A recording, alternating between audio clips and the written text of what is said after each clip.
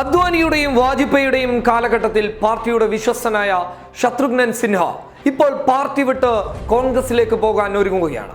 ഏറ്റവും വലിയ കാരണം എന്ന് പറയുന്നത് മോദിയുടെയും അമിത്ഷയുടെയും കൂട്ടുകെട്ടിലുള്ള ഭരണം തന്നെയാണ്.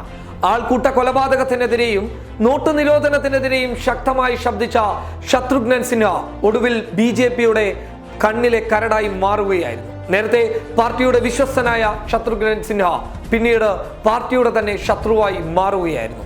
ഒടുവിൽ ഒരു വഴിയുമില്ലാതെ BJP ശത്രുഘ്നൻ സിൻഹയെ പലയിടങ്ങളിലും മാറ്റി നിർത്താൻ വേണ്ടി തുടങ്ങി. ഒടുവിൽ ശത്രുഘ്നൻ സിൻഹ തന്നെ തുറന്നു പറഞ്ഞു പാർട്ടി തന്നെ പുറത്താക്കട്ടെ എന്ന്.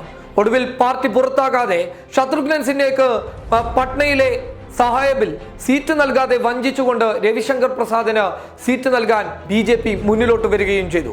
ഒടുവിൽ ശത്രുഘ്നൻ സിൻഹ തന്നെയാണ് കോൺഗ്രസിലേക്ക് ചേക്കേറാനുള്ള തീരുമാനവുമായി മുന്നോട്ട് വന്നിട്ടുള്ളത്. ഇതുമായി ബന്ധപ്പെട്ടിട്ടുള്ള വാർത്ത പുറത്തുവിട്ടത് എക്കണോമിക് ടൈംസ് ആണ്. അതായത് ദേശീയ മാധ്യമമായിട്ടുള്ള എക്കണോമിക് ടൈംസ് ആണ് ഈ വാർത്ത പുറത്തുവിട്ടിട്ടുള്ളത്.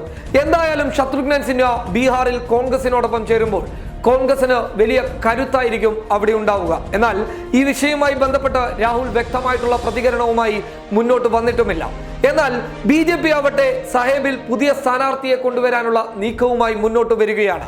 2014 ഏകദേശം 1 ലക്ഷത്തോളം വരുന്ന ഭൂരിപക്ഷത്തിലാണ് സാഹേബിൽ നിന്ന് ശത്രുഘ്നൻ സിൻഹ മുന്നോട്ട് വന്നിട്ടുള്ളത്.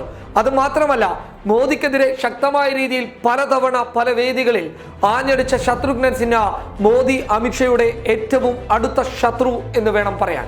അതായത് എന്തുകൊണ്ടും തിരഞ്ഞെടുപ്പിൽ നിന്ന് ശത്രുഘ്നൻ സിൻഹയെ മാറ്റി നിർത്തേണ്ടത് മോദിയുടെയും അമിത്ഷയുടെയും ആവശ്യമായതുകൊണ്ട് തന്നെയാണ് കേന്ദ്രമന്ത്രിയായിട്ടുള്ള രവിശങ്കർ പ്രസാദിനെ സാഹേബിൽ നിന്ന് മത്സരിക്കാനുള്ള തീരുമാനവുമായി BJP മുന്നോട്ട് വന്നത്. ഈ കാരണം വെച്ചുകൊണ്ട് തന്നെയാണ് ശത്രുഘ്നൻ സിൻഹ പാർട്ടി വിട്ട് കോൺഗ്രസിൽ ചേരാനുള്ള തീരുമാനവുമായി മുന്നോട്ട് വന്നത്. News desk public Kerala.